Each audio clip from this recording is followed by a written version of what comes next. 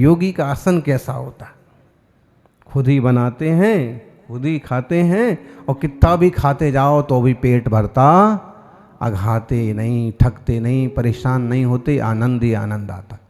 मतलब है श्रद्धा को जबरदस्ती नहीं बदला जा सकता। यत्रा नाहित दीपुंसा श्रद्धा तस्मान् निवर्तते, यस्मान् निवर्तते श्रद्धा कुतश्चित्तस्य तल्लयः। बड़ौदा वालों को ध्यान में आ रहा है, गुजरातों को देखो, बोले यत्रा नाहित दीपुंसः, जहां व्यक्ति की बुद्धि नहीं लगती है उसमें उसकी श्रद्धा भी नहीं होती है, उसमें से उसकी श्रद्धा हट जाती है। और यस्मान् निवर्तते सिद्धा, जब श्रद्धा उससे खत्म हो गई तो चित्त तो उसमें जाता ही नहीं। बहुत से उदाहरण हैं, लेकिन आज का ही ले लो, आप समझ लो, आजकल की चीजों का ले लो। एक छोरी को, एक छोरे पर बहुत बार बार उसी की तरफ बुद्धि जा रही है, बार बार उसी की समझ आ रही है, बार बार वही अच्छा लग रहा है, उसके साथ बैठना, उसके साथ पढ़ना, उसके साथ गाड़ी में बैठ करके घूमना, फोन पर बात करना, और बुद्धि चालू हुई, लेना देना चालू हुआ, श्रद्धा इतनी बढ़ती गई कि अकेले भी गाड़ी में बैठे जा रहे हैं तो भी श्रद्धा है, भरोसा है, विश्वास है।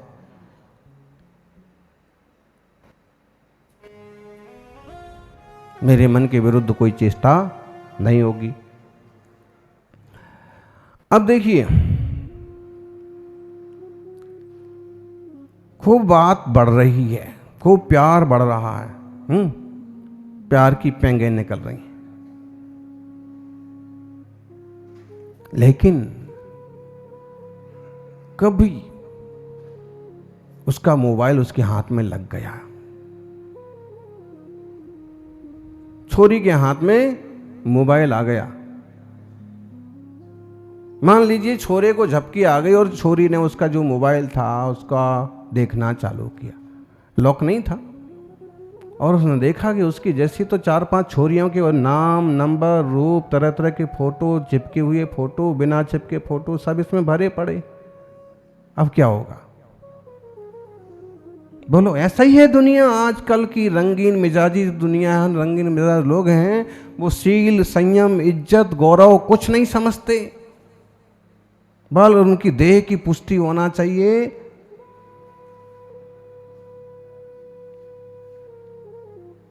फल कुछ भी हो। अगर वो छोरी अच्छे घर आने की या जरा सी संस्कारी होगी तो बिल्कुल चित्त में श्रद्धा उसकी बिल्कुल बदल जाएगी, उसकी बुद्धि उससे हट जाएगी, श्रद्धा एकदम मुड़ जाएगी, और अब उसमें चित्त आएगा नहीं। भले वहां बैठे कभी और फिर मिलना हो जाए, लेकिन ये निश्चय हो गया कि ये आदमी ठीक नहीं है।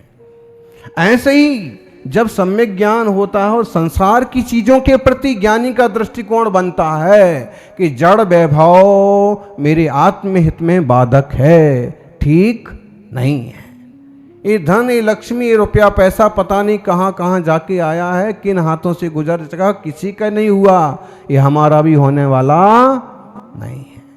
लेकिन जब तक श्रद्धा का, जब तक विश्वास का, जब तक आशिकी का भूत चढ़ा होता है ना, इसके हुआ गधी से अप्सरा क्या चीज है?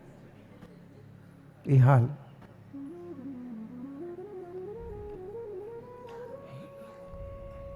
ये हाल है। छोरों को देख लो, छोरियों को, कोई संस्कारी परिवार है तो ठीक है, वरना चालू हो जाते। तो कुछ भी चुन लिया, चाहे उसको ठीक से अगर अभ्यास किया जाए तो श्रद्धा टूटने में देर नहीं लगेगी। ये डिवोर्स क्यों हो रहे हैं? पहले तो इस तरह से जुड़ जाते हैं और जब असलियत मालूम पड़ती है तो डिवोर्स पर आ जाते हैं। तो अभी तक क्या, अभी तक आपकी बुद्धि नहीं जुड़ी थी उससे? जुड़ी थी। श्रद्धा नहीं जुड़ी थी, जुड़ी थी, लीनता नहीं थी घंटों घंटों बातें हो रही थी, मोबाइल पर पड़े पड़े थे, प्री वेडिंग शूट हो गए, बिना शूट के ही शूट हो गए। बताइए। और जब अब असलियत सामने आई, अब माँ को कहते हैं कि वो तो पता नहीं किस किस से जुड़ा हुआ है, पता नहीं आधी रात को कहाँ किसके पास जाता। तो अभी तक क्या था? मुश्किल का मामला है इस युग में, छोरे हों कि छोरियां, वो तो संस्कारी जीव हों, भाग्यशाली जीव हों तो संभल जाए, वरना। तो अब क्या हो गया अचानक से? और अब तो अलग होने के लिए, पहले मिलने के लिए माँ बाप से झगड़ा किया, पापा आपसे कोई संबंध नहीं मेरा, हैं?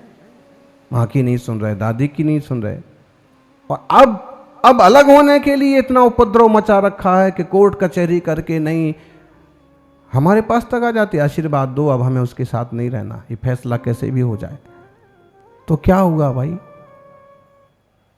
कहीं ना कहीं आपने बुद्धि का ठीक उपयोग नहीं किया, श्रद्धा का सही सही दुरुपयोग हो गया, और लीनता, पहले ही निर्णय कर लेना चाहिए था। देखो, बात तो यहां मोक्ष मार्ग की चल रही है, और बात तो अंततः ये होगी कि आपको अपनी बुद्धि अपने आत्मा में जोड़ना है, आपको अपनी श्रद्धा अपने से जोड़ना है, ज़्यादा से ज़्यादा प्रभु से, गुरु से, आपको अपनी श्रद्धा और अपनी लीनता अपने से जोड़ना है। लेकिन हम साथ में गृहस्थियों को संबोधित कर रहे हैं कि पहले आपकी बुद्धि से सही सही निर्णय करना था ना, कि जिस चीज को, जिस व्यक्ति को, जिस वस्तु को, जिस छोरे छोरी को हम पकड़ रहे हैं वो कहाँ तक ठीक है, फिर उसमें कुछ श्रद्धा और फिर बाद में धीरे लीनता होती तो आपका शायद जीवन ज़्यादा अच्छे से चलता। लेकिन आनन फानन में, फिल्मी स्टाइल में सारी चीज़ें हो गई। लेकिन फिल्मी स्टाइल, ध्यान रखिए, जहां हीरो हीरोइन मिलते हैं वहीं पिक्चर खत्म हो जाती।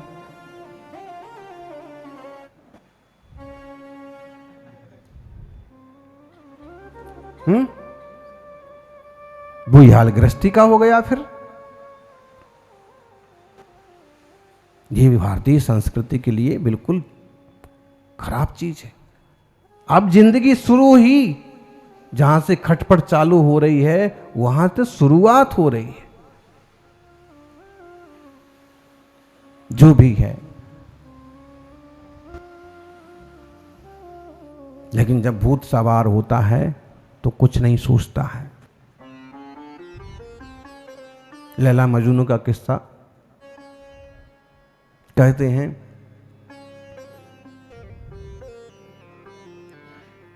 मजनू की शिकायत राजा के पास पहुंची। राजा साहब, आदमी ऐसा है। राजा ने देखा कि बड़ा भोला और अच्छा इंसान है, नेक दिल इंसान है। और फिर राजा ने उसको भी समझाया कि देख, ये लोग नहीं चाहते हैं कि तुम दोनों का गृहस्थी बसे।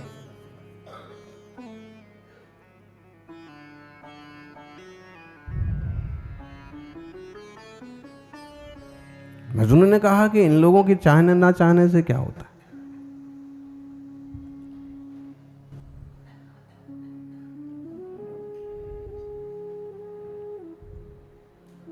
जमाने के चाहने से क्या होता है, होता वही है जो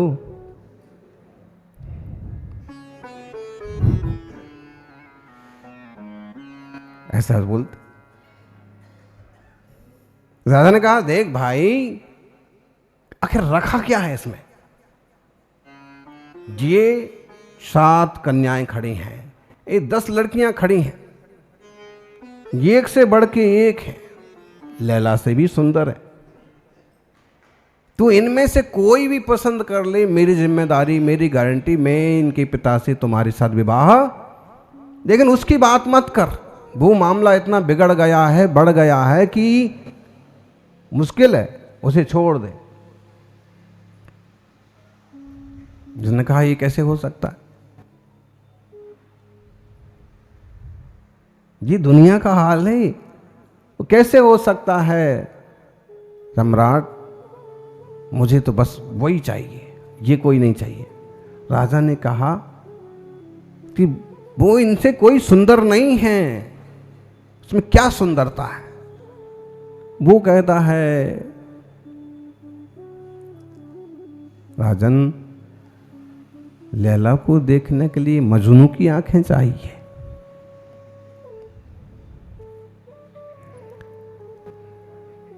अध्यात्म में लैला मजनू का किस्सा अच्छा तो नहीं लगता है, लेकिन समझने के लिए बहुत बेहतर है कि जिस चीज में इसने गठबंधन कर लिया है, जिस चीज में इसने धी कर ली है, जिस चीज में इसने श्रद्धा कर ली है, और जिस चीज में इसकी बार बार लीनता हो रही है, उस चीज से इसको छुटाना बहुत मुश्किल है। ध्यान में आया? मतलब अगर उसने गलत चीज भी पकड़ रखी है और मुनिराज रूपी राजा भी समझाएं, तो वो उनको ही उल्टा समझा देगा कि आप क्या समझते हो धंधा व्यापार, आप क्या समझते हो? जब देखो कहते रहते हो पैसे में क्या धरा, दुकान में क्या धरा, ये क्या धरा, आपको क्या मालूम पड़ता है? उल्टा समझाने वाले को समझा जाए। जब ये भेद विज्ञान की चर्चा होती ना, तो कई लोगों के मन में बड़े प्रश्न उठते हैं और उनका मन होता है कि महाराज जी को बोल दें।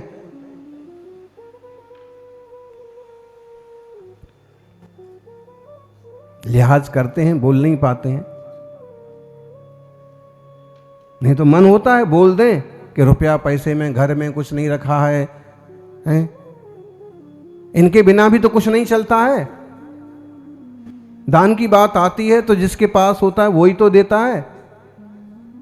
अब उनकी श्रद्धा वैसे ही पड़ी है, वैसे ही कहेंगे।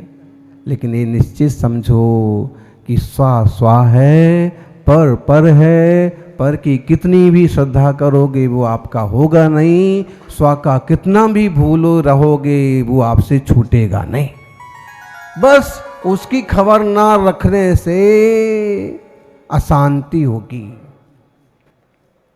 कोई आदमी बाहर में किसी से जुड़ गया, अब वो अपनी पत्नी का ध्यान नहीं रखता है। ध्यान न रखने से इतना ही हुआ कि आपस की कलह, आपका अशांति, सामने वाले का दुख और बढ़ गया। लेकिन ये तो है कि बाहर से जुड़ने से आपको भी फायदा कुछ नहीं हुआ, अशांति और बढ़ी, क्लेश और बढ़े। बाहर का व्यक्ति, बाहर की वस्तु अंततः बाहर वालों के साथ ही चली जाएगी, लेकिन आपकी वस्तु, आपकी गृहस्थी आपके काम आएगी। बहुत मोटा उदाहरण हो गया। ऐसे ही पर पदार्थ की श्रद्धा, वो पर पदार्थ की श्रद्धा करने से अशांति बढ़ेगी, क्लेश बढ़ेंगे, लेकिन स्वरूप की श्रद्धा करने से, स्वतत्व को समझने से शांति बढ़ेगी, आनंद बढ़ेगा। ये मार्ग है, इस मार्ग को सभी समझें। देखिए, जिस चीज पर बार बार बुद्धि जाती है, अंततः व्यक्ति वहीं लग जाता है।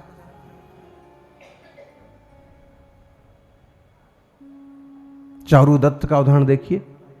एक बहुत बड़े सृष्टि पुत्र हुए चारुदत्त, और उनके बारे में कहा जाता है कि वो निरंतर स्वाध्याय। माता पिता के कहने पर जोर जबरदस्ती में शादी हो तो गई, कर तो ली, लेकिन उसको शादी नाम क्या चीज होती है, पत्नी से भी कैसे व्यवहार करना पड़ता है। वो खाना लाती खा लेते, पानी लाती पी लेते, फिर पढ़ने लग जाते, फिर अपने ध्यान में लग जाते। माँ बाप ने सोचा, छोरी के माँ बाप ने भी सोचा, ऐसे इनकी गृहस्थी कैसे चलेगी। दोनों समधनों में थोड़ी बहस भी हो गई कि जब तुम्हारी छोरी को कुछ नहीं पता है, नहीं सोचता है, तो काहे को हमारी छोरी का, संसारी जनों को संसार चाहिए।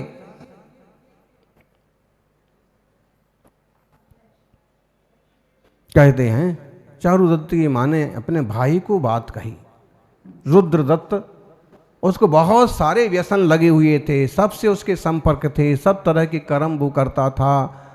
और अंत में माँ ने कहा कि भाई ये हाल है चारुदत्त का, इसका घर कैसे चलेगा, इस सेठाई को कौन संभालेगा, नगर सेठ का पद कैसे चलेगा आगे। उसने कहा कि फिक्र मत करो, मैं हूं ना। सब कर्मों में पारंगत था, वेश्या के यहां ले गया। चारुदत्त को पता ही नहीं क्या चीज क्या होती है। वहां जाकर के ये खिलाने पिलाने का सिस्टम बहुत पुराना है। शराब जैसी कोई चीज पिला दी, फिर फांसी का खेल चालू हुआ, फिर रुद्रदत्त खेलने लगे, फिर बाद में वेश्या की पुत्री आई, चारुदत्त के साथ खेलने लगे। बाद में बुद्धि ऐसी हो गई कि वहीं रहना, श्रद्धा ऐसी हो गई कि वहां से बाहर नहीं जाना।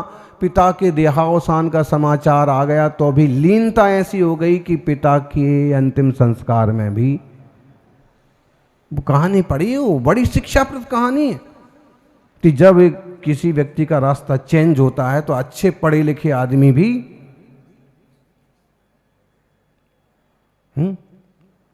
कलकत्ते की जो घटना बनी, वो भी आदमी पढ़ा लिखा डॉक्टर था।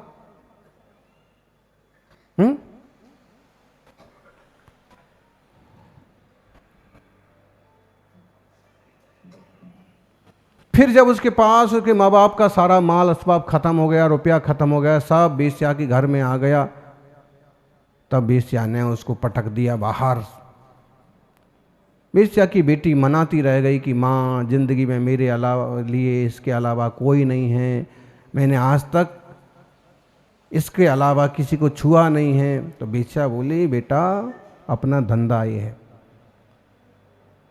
कोई पति नहीं होता, और उसको पटक दिया बाहर। अब किस मुंह से घर जाए, लेकिन अकल थी थोड़ी, व्यापार के लिए निकल गई।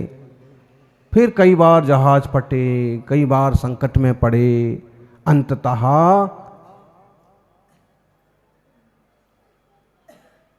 ये कहानी बसुनंदी श्रावकाचार्य में बहुत अच्छे से लिखी हुई है। अंततः कमाई अच्छे से हुई, विद्याधर मित्रों का सानिध्य मिला और बड़ी संपत्ति के साथ घर वापस आए। ये सब भुगतने के बाद अब ध्यान आया कि अभी तक मैंने जिस की चीज की श्रद्धा की थी, ध्यान किया था, अपनापन किया था, वो सब बेकार है। सच्चा तो वही है जो मैं शुरुआती जीवन में करता था, देव शास्त्र गुरु और धर्म ध्यान। घर आके अपने माँ को, अपनी पत्नी को, सबको संभाला और जीवन भर सिठाई की। अंत में मुनि मुद्रा धार करके वो जीव तपस्या करके उत्तम गति को प्राप्त हो। ज्ञान कभी बेकार नहीं जाता है, इसलिए श्रद्धा, ज्ञान, चारित्र की दिशा में बड़ी समझदारी से सबको बढ़ना चाहिए। अपने आप में ही अपनी श्रद्धा हो, पर पदार्थों से श्रद्धा टूट जाए, अपने स्वरूप में ही अपनी लीनता हो, पर की लीनता छूट जाए तो कल्याण होगा। जय बोलिए 24 तीर्थंकर भगवान की।